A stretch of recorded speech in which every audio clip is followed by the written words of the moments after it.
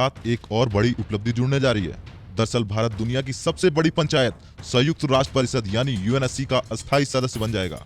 भारत की सदस्यता 1 जनवरी 2021 से 2 साल के लिए होगी। भारत ने इस साल जून में पूरे गौरव और 184 मतों के साथ संयुक्त राष्ट्र सुरक्षा परिषद की अस्थायी सदस्यता हासिल कर ली थी, जिसके बाद पाकिस्तान बौखला गया था तो चीन तिलमिला गया था। यूएन की ओर से दी गई जानकारी की माने तो अगस्त 2021 में 1 महीने के लिए भारत परिषद का अध्यक्ष भी होगा, जिसके बाद भारतीय विदेश मंत्रालय ने बयान जारी करते हुए कहा कि भारत इस कार्यकाल का उपयोग संयुक्त राष्ट्र में सुधार के अधूरे एजेंडों को आगे बढ़ाने के लिए करेगा।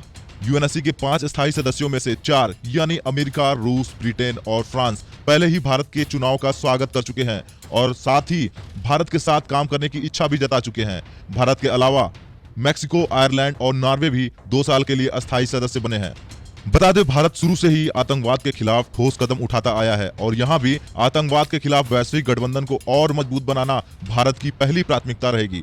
लेकिन अभी जो स्थिति चल रही है उसको देखते हुए भारत कोरोना के खिलाफ वैश्विक सहयोग में और सकारात्मक भूमिका निभाएगा, क्योंकि अब जबकि भारत को कोरोना वैक्सीन के मैन्युफैक्चर के तौर पर पूरी दुनिया देख रही है, तब भारत की जिम्मेदारी और भी बढ़ जाती है। भारत इससे पहले 8 बार 1950 से 1951, 1967 से 68, 1972 से 73, 1977 से 78, 1984 से 85, 1991 से 92 और 2011 से 2012 में संयुक्त राष्ट्र सुरक्षा परिषद का सदस्य रह चुका है। सुरक्षा परिषद में मौजूदगी से किसी भी देश का यूएन प्रणाली में दखल और दबदबे का दायरा बढ़ जाता है और ऐसे में 8 साल बाद भारत का सुरक्षा परिषद में पहुंचना काफी अहम है।